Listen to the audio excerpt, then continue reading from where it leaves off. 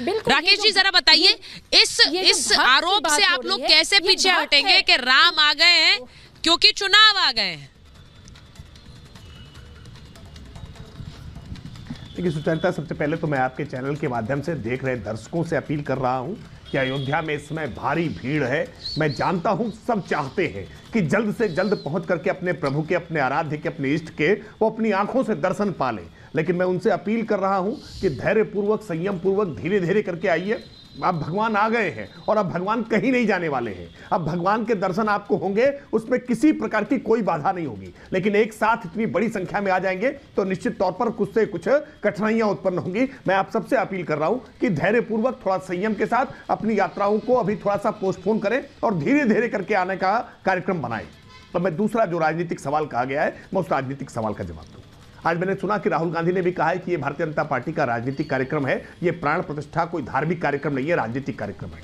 और अगर इसको राजनीतिक कार्यक्रम कह रही है तो फिर एजा यादव जब ये कह रही है कि ये दर्शन करने वाले लोग जो हैं ये कोई भारतीय जनता पार्टी के नहीं है, हम भी कह रहे हैं ये भारतीय जनता पार्टी के नहीं है, ये भारतीय जनता पार्टी का कार्यक्रम नहीं है, ये हिंदू धर्म का कार्यक्रम है, ये देश का कार्यक्रम है, ये राष्ट्र का कार्यक्रम है। लेकिन आप ही तो बार बार कह रहे हैं ना ये भाजपा का राजनीतिक कार्यक्रम है। तो भाजपा का राजनीतिक कार्यक्रम है तो इसको भाजपा के राजनीतिक कार्यकर्ता मान लीजिए। हम तो इसीलिए कह रहे हैं कि ये स्पष्ट तौर पर ये हिंदू धर्म का कार्यक्रम है। लेकिन आप ही कंफ्यूज में हैं, आप ही असमंजस में हैं कि कभी भाजपा का राजनीतिक कार्यक्रम कहते हैं, फिर कहते हैं आने वाले श्रद्धालु हैं वो भाजपा के कार्यकर्ता नहीं है। आप देश के स्पंदन को पहचान नहीं रहे, जनमन के भाव को पहचान नहीं रहे। और जो राजनीतिक दल जनमन के भाव को नहीं पहचानता है वो जनता से दूर हो जाता है, जनता उसे अपने आप से दूर कर देती है। आज अयोध्या में जो उत्साह है, मैं पिछले एक सप्ताह से लगातार अयोध्या में था और आज अयोध्या से जब लखनलाल की नगरी में उनके छोटे भाई के अनुज की नगरी में आया हूं तो ऐसा लगता है कि कुछ छूट सा गया है। सुचरिता, ऐसा लगता है कि अयोध्या का वो जो उत्साह था, वो जो जोश, जज्बा और जुनून दिखाई पड़ रहा था, उसमें ऐसा रम जाने का मन कर रहा है कि अयोध्या छोड़कर आने का मन नहीं कर रहा। लेकिन मैं फिर अपनी उसी बात को दोहराऊंगा कि अयोध्या हर व्यक्ति इस समय आना जाना चाहता है। वो ठीक बात है कि कुछ लोगों को लगता है कि अयोध्या जाने से उनका मजहबी वोट बैंक नुकसान हो जाएगा, इसलिए अखिलेश यादव इसलिए राहुल गांधी राकेश जी आप तो यही लखनऊ के वासी हैं, कब जब चाहे उठकर अयोध्या चले जाते हैं, तो आप भी भाग्यशाली हैं। बाकियों का सोचिए कहां से आ रहे हैं अयोध्या। मैं एक बार जरा वापस मृदुल के पास जा रही हूँ क्योंकि संजय जी के पास जाना है। उसके बाद मृदुल जरा बताइए वहां पर तो इस वक्त भक्त किस तरह से सराबोर है राम के रंग में। बिल्कुल, देखिए सियासी चर्चाएं हो रही हैं लेकिन यहाँ पर लोगों का उत्साह है। हम बात करने की कोशिश करेंगे। दूर दूर से लोग आए। भैया कहाँ से आप आए? हम तो यहीं अयोध्या के हैं। अयोध्या के हैं। कैसा लग रहा है विकास? बहुत बढ़िया, बहुत बढ़िया, बहुत बढ़िया। आपका? आकाश गुप्ता, बंगाल से आए हुए हैं हम। अच्छा, यहाँ का बहुत अच्छा लग रहा है हमको। अच्छा, राम का जी का सुबह में दर्शन हो गया हमको। कुछ और लोग भी हमारे साथ मौजूद हैं। हाँ, कहाँ से आए भैया? आ जाइए, आ गया जी। बंगाल से कलकत्ता बोसीघाट से आया। अच्छा, बोसीघाट से आया। मैंने बहुत दुख लेके आया। बाबा को बोला, बाबा बोल देगा सब कुछ हिंदी में। अच्छा, बोलिए। देखिए, ये एक ऐसे राम भक्त हैं जो 6 साल की उम्र से लगातार हरे रामा हरे कृष्णा का जाप कर रहे हैं। अच्छा। और यही इनका गुण इनकी जान का दुश्मन बन चुका है। हाँ। यही गुण इनकी जान का दुश्मन बन चुका है। 4 बार इनके ऊपर जानलेवा हमला हो चुका है। अच्छा। और अभी पिछले महीने मैं और लोगों से भी बात करूंगा। आप ये तस्वीर हम देख पा रहे हैं। हम महाराष्ट्र से आ गए। 90 में हम कार सेवक थे। अच्छा। अब जब का बदल और अभी का बदल बहुत आसमान का फर्क है। अभी हमारे घर से निकले लोग बोल रहे थे कि वहाँ नंबर नहीं लगेगा, वहाँ रहने की सोच नहीं, जाने की सोच नहीं, जाते नहीं आता, बुलावा नहीं है, ऑर्डर नहीं है जाने की। पर हम हमारे हिम्मत से महाराष्ट्र से हम आ गए। हम बक्सर से आए हैं। अच्छा। इतना राम को यहाँ उपस्थिति देख करके इतना खुशी हो रहा है जिसको कहा नहीं जा सकता है। यहाँ यही लगता है कि जो यहाँ आया है सो रामेमय हो गया है। बोलो जय श्री राम।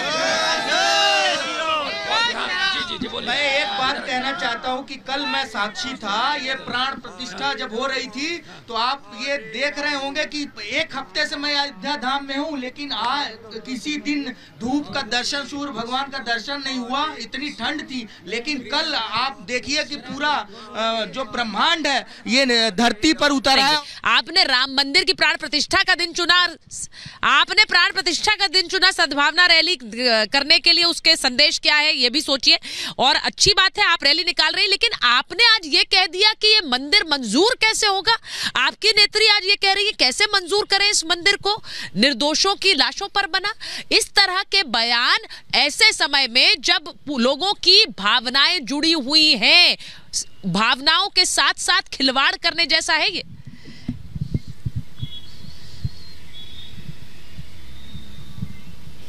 पहले कोटि कोटि प्रणाम पुरुषोत्तम राम भगवान को मेरे तरफ से, और मैं हर परिवार को चाहेंगे बहुत अच्छे तरफ सबको सुखी संपदाएं रखे। और सबसे बड़े बात है जब दंगा हुआ था, एक कॉमनल राइट, वहां पर से मुसलमान हिंदू नहीं, हिंदू भी मरा है और मुसलमान भी मरा, निर्दोष भी मरा, जो मतलब बेकसूर रहा वो भी मरे हैं। वहां पर हजारों लाश को तनाए के खून के ऊपर में अगर वो चेते गया, आप बोल रहे हैं ये राम मंदिर निर्माण हुआ है, हम इसको विरोध नहीं कर रहे हैं।